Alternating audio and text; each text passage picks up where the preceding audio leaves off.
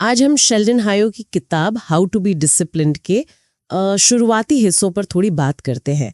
और मजे की बात यह है कि हम इसे ऋतिक नाम के एक व्यक्ति के नजरिए से देखेंगे।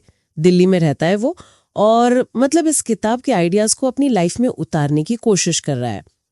तो हमारे पास जो जानकारी है वो किताब के पहले कुछ चैप्टर्स और ऋतिक की जो शुरुआती जर्नी रही ना, उसकी बेचैनी से लेकर वो अनुशासन बनाने के पहले पहले कदम तक, उस पर बेस्ड है।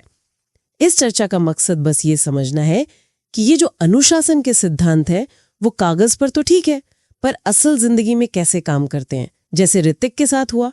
तो चलिए इसी पर बात करते हैं। तो कहानी ऋतिक से शुरू होती है। अपनी नौकरी, अपनी लाइफ से थोड़ा नाखुश सा है। एक रात ऐसे ही फोन स्ट्रोल कर रहा था और उसे हाउ टू बी डिसिप्लिन का कोई रिव्यू दिखा। बस ऑर्डर कर दी। पहला चैप्टर था क्लियर गोल्स बनाना, ऐसे लक्ष्य जो हासिल भी किए जा सकें। किताब कहती है कि गोल्स आपको डायरेक्शन देते हैं, मोटिवेशन देते हैं, फोकस रखना आसान हो जाता है और आप देख पाते हैं कि कितना आगे बढ़े हैं। ऋतिक को लगा, हाँ यार, सपने तो हैं मेरे, जैसे डिजिटल मार्केटिंग एक्सपर्ट बनना है, पर लक्ष्य क्लियर नहीं थे, मतलब धुंधले से थे। किताब की एक लाइन उसे एकदम हिट कर गई, अगर पता ही नहीं कहाँ जाना है तो पहुंचोगे कैसे। बिल्कुल। और यहाँ मतलब सिर्फ सोचना काफी नहीं है, गोल्स को लिखना वो ज्यादा इम्पैक्टफुल है। लिखने से ना वो चीज हवा हवाई ख्याल नहीं रहती, एक कॉन्क्रीट प्लान बन जाता है, कमिटमेंट बढ़ता है एक तरह से। अच्छा। हाँ, तो ऋतिक ने यही किया। उसने साफ साफ लिखा फिटनेस का लक्ष्य 6 महीने में 10 किलो कम करना है, सीखने का 3 एडवांस डिजिटल मार्केटिंग कोर्स करने, पढ़ने का हर महीने 3 नई किताबें। और लिखते ही ना उसे अजीब सी शांति मिली, जैसे कोई बोझ उतर गया हो।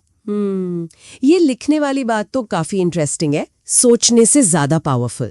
खैर, लक्ष्य तो लिख लिए, पर अगली मुश्किल तो उन्हें निभाना होता होगा, है ना।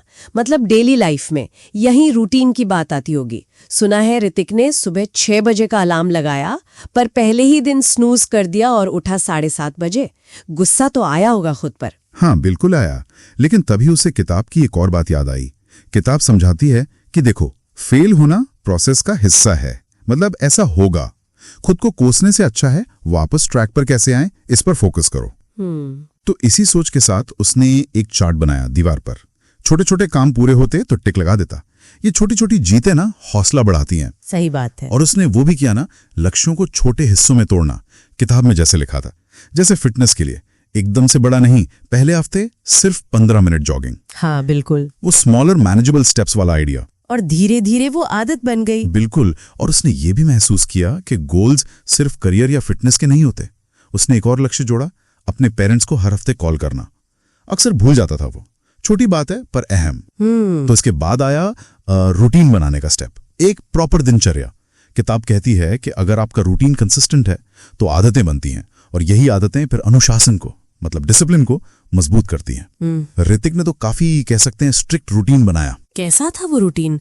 सुनने में तो मुश्किल लग रहा है। था तो सुबह 6 बजे उठना, फिर एक्सरसाइज, नाश्ता, फिर काम, लंच, फिर से काम, शाम को कुछ नया सीखना, स्किल डेवलपमेंट, रात को थोड़ा रिफ्लेक्शन कि दिन कैसा रहा, और 10 बजे सोना। बाप रे, ये तो रोज करना। शुरुआत में आसान रहा होगा क्या? नहीं नहीं, बिल्कुल नहीं। शुरुआत तो मुश्किल थी ही, बहुत मुश्किल। पर किताब की एक और लाइन ने उसे मोटिवेट किया। आदतें शुरू में बनाना मुश्किल है, पर लगातार करते रहो तो आसान हो जाती हैं। और शायद हुआ भी ऐसा। हाँ बिल्कुल, हुआ भी वही। और असर भी हुआ होगा। हाँ, असर दिखा।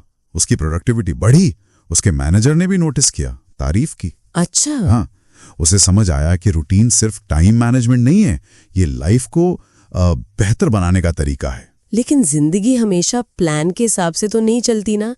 जैसे वो हुआ, एक दोस्त ने अचानक मूवी का प्लान बना लिया, तो शाम की पढ़ाई का क्या? हाँ, और यही किताब फ्लेक्सिबिलिटी की बात करती है, लचीलापन।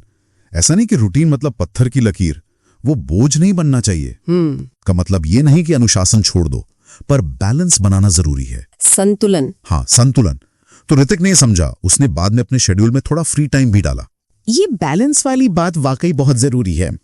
अच्छा, फिर एक शाम वो थका हुआ घर आया और पढ़ाई करने के बजाय टीवी देखने लगा। बाद में बुरा लगा उसे, शर्मिंदगी हुई। फिर उसने किताब का अगला चैप्टर खोला, सेल्फ कंट्रोल को अपनाएं। बिल्कुल। और उस चैप्टर की पहली लाइन यही थी कि सेल्फ कंट्रोल चाहिए ही चाहिए अगर आपको टेम्पटेशन से बचना है तो। मतलब जो लॉन्ग टर्म गोल्स हैं उनके लिए शॉर्ट टर्म मजों को छोड़ना, यही तो है डिसिप्लिन की नींव। ये दिखाता है कि आत्मनियंत्रण कोई मंजिल नहीं है, ये तो एक लगातार चलने वाला एफर्ट है। ऋतिक का ये सफर, उसका ये स्ट्रगल, वो अभी जारी है। तो हमने देखा कि कैसे हाउ टू बी डिसिप्लिन के ये शुरुआती सबक, क्लियर गोल्स बनाना, उन्हें लिखना, रूटीन बनाना, फेलियर को एक्सेप्ट करना, फ्लेक्सिबल रहना और सेल्फ कंट्रोल को समझना, ये सब ऋतिक की जिंदगी में धीरे धीरे बदलाव ला रहे हैं। बेशक ये बस शुरुआत है। बिल्कुल। देखिए, अनुशासन को हम अक्सर बड़ी मुश्किल चीजों से जोड़ते हैं, कोई बड़ा प्रोजेक्ट, मैराथन, है ना? हाँ, सही बात है। पर क्या असली ताकत उन छोटी छोटी चीजों में है जो हम रोज करते हैं लगातार? जिंदगी में ऐसी कौन सी एक छोटी सी रेगुलर आदत हो सकती है जिसे रोज करने से धीरे धीरे एक बड़ा पॉजिटिव बदलाव आ सकता है? सोचने वाली बात है। और इस चर्चा का मकसद यही है कि इस किताब से, मतलब ऋतिक के अनुभव से क्या खास बातें सीखने को मिलती हैं। सही। जैसे ये छोटी छोटी रोज की आदतें हैं या मुश्किलों को देखने का नजरिया। हाँ, और गलतियां भी। हाँ, और गलतियां भी। हाँ। कि ये सब कैसे हमें बेहतर बनने में मदद करते हैं। एक तरफ है छोटे मोटे मजे, जैसे सोशल मीडिया स्क्रॉल करना। हाँ, इंस्टेंट ग्रेटिफिकेशन जिसे कहते हैं। बिल्कुल। और दूसरी तरफ उसके बड़े लक्ष्य, फिटनेस हो, करियर हो। किताब में भी लिखा है कि डिस्ट्रैक्शन तो हर तरफ है, हर तरफ, और हर छोटा सा लालच भी वो आपकी पूरी प्रोग्रेस को पटरी से उतार सकता है। सही बात है। और यहाँ देखिए, दिलचस्प बात यह है कि ऋतिक ने सिर्फ ये नहीं सोचा कि मैं विल पावर से कर लूंगा। अच्छा। उसने बाकायदा अपनी सबसे बड़ी डिस्ट्रैक्शन यानी मोबाइल, उसको पहचाना। किताब यही बताती है। और फिर ठोस कदम उठाए, जैसे वो एप्स हटा देना जिनकी जरूरत नहीं। हाँ। वो टाइम लिमिट लगाना, स्क्रीन टाइम पे। जी, वो स्क्रीन टाइम लिमिट्स। तो ये एक तरह की स्ट्रैटेजी हुई, सिर्फ इच्छा शक्ति नहीं। ये स्ट्रैटेजी वाली बात सही है। अपने माहौल को कंट्रोल करना। एग्जैक्टली। फिर एक और सिचुएशन आई, दोस्तों की पार्टी थी, जाने का बहुत मन, लेकिन सुबह वर्कआउट भी करना था। क्लासिक दुविधा। हाँ, और तब उसे किताब की वो लाइन याद आई कि हर बार जब आप किसी छोटी इच्छा को, टेम्पटेशन को मना करते हैं, तो आप उस इंसान के एक कदम और करीब पहुंच जाते हैं जो आप बनना चाहते हैं। बहुत पावरफुल लाइन है ये। तो उसने पार्टी की जगह वर्कआउट चुना। मुश्किल था, पर चुना। और यही तो मतलब अनुशासन का असली मतलब है, जैसा किताब समझाती है। क्या? कि आपको चुनना पड़ता है अभी क्या चाहिए और सबसे ज्यादा क्या चाहिए। What you want now versus what you want most। Right. और ये सिर्फ पार्टी छोड़ने जैसी बड़ी बात नहीं है। नहीं, बिल्कुल नहीं। जैसी मीठा छोड़ना, छोटी छोटी चीजें, रोजमर्रा की आदतें। जी। और किताब कहती है कि सेल्फ कंट्रोल पाने के लिए अपने बड़े लक्ष्यों को याद रखना वो बहुत जरूरी है। वही आपको मोटिवेट करते हैं। तो ठीक है, अनुशासन तो आ गया, लेकिन ऋतिक ने महसूस किया कि कंट्रोल के बाद भी मन अभी भी भटक रहा है। हाँ, ये अगला लेवल है। कभी पुरानी गलतियों में अटका हुआ है, कभी फ्यूचर की चिंता। तो क्या सेल्फ कंट्रोल काफी नहीं था? यहीं पर माइंडफुलनेस यानी सजगता का रोल आता है। अच्छा। किताब कहती है कि हमारा मन जो है वो एक बंदर की तरह है, इधर उधर कूदता रहता है। हाँ, मंकी माइंड। जी। और माइंडफुलनेस उसे साधने में, मतलब वर्तमान में लाने में मदद करती है। तो ऋतिक ने क्या किया? रोज सुबह 10 मिनट ध्यान। सिर्फ 10 मिनट?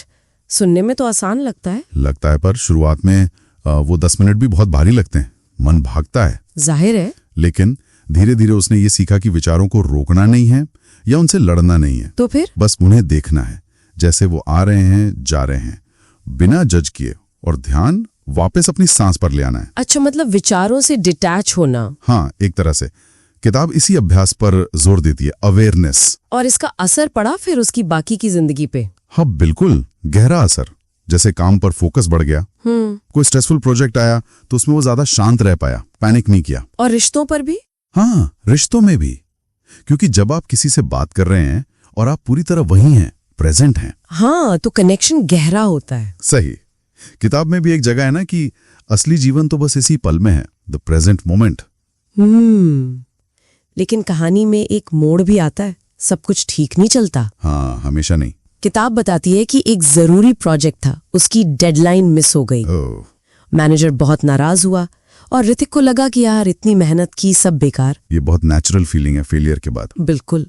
लेकिन फिर उसने फेलियर पर किताब का अगला सबक देखा। नजरिया बदलने वाला सबक। हाँ, कि फेलियर अंत नहीं है, वो तो सक्सेस के रास्ते का एक पत्थर है, एक स्टेपिंग स्टोन। जी। और ये भी कि फेलियर से सीखना आपके हाथ में है, उसे अपनी ताकत बनाना। तो उसने क्या किया फिर? हार मान ली? नहीं, उसने तय किया कि वो इस नाकामी को एक मौके की तरह देखेगा। कैसे? उसने प्रोजेक्ट को रिव्यू किया, समझा कि भाई चूक कहाँ हुई, क्या बेहतर हो सकता था। अच्छा, तो उसने फेलियर को एक टीचर बना लिया, बिल्कुल, सीखने का एक जरिया। तो कुल मिलाकर ऋतिक की इस यात्रा से, इस किताब के अंशों से हमने क्या देखा? हाँ, कि अनुशासन जो है वो असल में एक चुनाव है। हाँ, सोच समझकर किया गया चुनाव, शॉर्ट टर्म प्लेजर के ऊपर अपने लॉन्ग टर्म गोल्स को चुनना। और इसके लिए सिर्फ इच्छा शक्ति नहीं, स्ट्रैटेजी भी चाहिए। हाँ, माहौल बनाना, प्लान करना, और फिर आती है माइंडफुलनेस। सजगता, जो हमें इस पल में टिकना सिखाती है। मन को शांत करना, फोकस लाना। और शायद सबसे जरूरी बात जो फेलियर वाली थी, जी, कि असफलता से डरना नहीं है, वो तो इस पूरी प्रक्रिया का, इस ग्रोथ का एक हिस्सा है। उसे सीखने के मौके की तरह देखना है। सोचिए कि अगर ये छोटे छोटे अभ्यास, मतलब रोज थोड़ा सेल्फ कंट्रोल, रोज थोड़ी सजगता, अगर ये लगातार जुड़ते जाएं तो लंबे समय में किसी की जिंदगी पर इनका मिला जुला असर वो कितना बड़ा हो सकता है। कैसे कोई मतलब ठोकरों से सीख कर और रोज छोटे छोटे कदम उठाकर खुद को बदल सकता है। बिल्कुल। और इन स्रोतों में ना एक बात साफ उभर कर आती है। क्या? कि बड़ी असफलताएं अक्सर वो छोटे छोटे चूकों का नतीजा होती हैं जिन्हें हम नजरअंदाज कर देते हैं। अच्छा, जैसे ऋतिक के मामले में टीम से ठीक से बात नहीं करना या काम सही ढंग से डेलीगेट ना करना। तो बात ये नहीं कि खुद को कोसा जाए, बल्कि ये कि समझा जाए कि गड़बड़ कहाँ हुई, ताकि अगली बार बेहतर कर सकें। हाँ, ये बात मतलब काफी दिलचस्प है। उसने सिर्फ ये नहीं माना कि गलती हुई, बल्कि उस असफलता को एक तरह से एक मोड़ की तरह देखा। सही। लापन यानी रेजिलियंस की बात आती है। रेजिलियंस। हाँ, स्रोत इस पर जोर देते हैं कि ये मजबूती असफलताओं से ही बनती है। जितनी मुश्किलों का सामना करो उतने मजबूत बनते जाते हो। अच्छा। ऋतिक को भी ये एहसास हुआ कि ये ठोकर उसे तोड़ नहीं रही, बल्कि शायद कुछ सिखा रही है। वो मायूस होने के बजाय ये सोचने लगा, अच्छा इससे सबक क्या मिला। तो ये मानसिकता बदलना तो एक पहलू हुआ, अहम पहलू। हाँ। लेकिन फिर कहानी में लगातार कोशिश करने यानी निरंतरता, कंसिस्टेंसी का जिक्र आता है। हाँ, वो भी बहुत जरूरी है। ऋतिक को ये समझ आया कि प्लान बनाना एक बात है, पर उस पर टिके रहना वो बिल्कुल दूसरी। बिल्कुल। जैसे एक विचार कहता है, जोश शुरुआत तो करा देता है, पर आगे वही बढ़ता है जो मन ना होने पर भी लगा रहता है। एकदम सही। और उसने इस बात को मतलब गंभीरता से लिया। अच्छा, कैसे? स्रोतों में जिक्र है कि उसने रोजाना छोटे छोटे बदलाव करने का फैसला किया। जैसे कि सुबह थोड़ा जल्दी उठना, शायद बस 30 मिनट एक्सरसाइज, काम का टाइम टेबल बनाना, रात को सोने से पहले सिर्फ एक पेज पढ़ना। बहुत छोटी चीजें। सुनने में तो छोटी लगती हैं। हाँ, लेकिन शुरुआत आसान नहीं थी। जाहिर है, कभी अलार्म बंद कर दिया, कभी कोई बहाना बना लिया। होता है। लेकिन उसने खुद को याद दिलाया कि यही तो निरंतरता है। रोज परफेक्ट होना जरूरी नहीं, बल्कि लड़खड़ा कर फिर से खड़े हो जाना। तो क्या इन छोटी चीजों का वाकई कोई असर हुआ? मतलब उसके काम पर कुछ फर्क पड़ा? हाँ, बिल्कुल। कहानी में सबसे बड़ा मोड़ तब आया जब उसे लगभग वैसा ही प्रोजेक्ट दोबारा मिला। अरे, जिसमें वो पहले फेल हुआ था। हाँ, वही वाला। हाँ, इस बार जैसा कि स्रोत बताते हैं, वो घबराया नहीं। अच्छा। उसने आत्मविश्वास से काम शुरू किया, काम को छोटे मैनेजेबल हिस्सों में तोड़ा। ओके। टीम के साथ लगातार संपर्क में रहा, लोगों की राय ली, फीडबैक लिया, अपने लिए भी समय निकाला। वो डेलीगेशन वाली गलती सुधारी मतलब। हाँ, और नतीजा प्रोजेक्ट कामयाब रहा। कमाल है। यानी वही छोटी छोटी आदतें, वो रंग लाइन। बिल्कुल। और सिर्फ काम में ही नहीं। अच्छा। और कहाँ? स्रोतों के मुताबिक उसकी सेहत सुधरी, मन भी पहले से ज्यादा शांत रहने लगा। वाह। और इसने अपने दोस्तों को भी यही बताने की कोशिश की कि रोज थोड़ा थोड़ा करते रहना ही असल चीज है, परफेक्शन जरूरी नहीं है। ये बात सही है। रोज थोड़ा करना परफेक्शन के पीछे भागने से बेहतर है शायद। बिल्कुल। तो कुल मिलाकर इन स्रोतों से जो बात निकल कर आ रही है वो ये है कि असफलता अंत नहीं है। नहीं, बिल्कुल नहीं। बल्कि वो सीखने और आगे बढ़ने का हिस्सा है। और बड़े बदलाव अक्सर छोटे लगातार किए गए प्रयासों से ही आते हैं। है ना? एकदम चाहे काम में हो या जिंदगी में। सही। और अंत में एक बहुत अच्छी बात कही गई है स्रोतों में, क्या? अनुशासन मंजिल नहीं, सफर है। चलते रहिए और आप पाएंगे कि सफलता मंजिल नहीं, आदत बन जाती है। वाह, सफलता आदत बन जाती है, ये गहरी बात है। हाँ, शायद असली खुशी उस मंजिल पर पहुंचने में उतनी नहीं जितनी उस सफर को पूरी लगन से, पूरी ईमानदारी से तय करने में है। और सोचने वाली बात यह भी है कि ये सफर शायद कभी खत्म ही नहीं होता। बिल्कुल, हर दिन कुछ नया सीखने और खुद को थोड़ा और बेहतर बनाने का एक मौका होता है। सही कहा, हमेशा।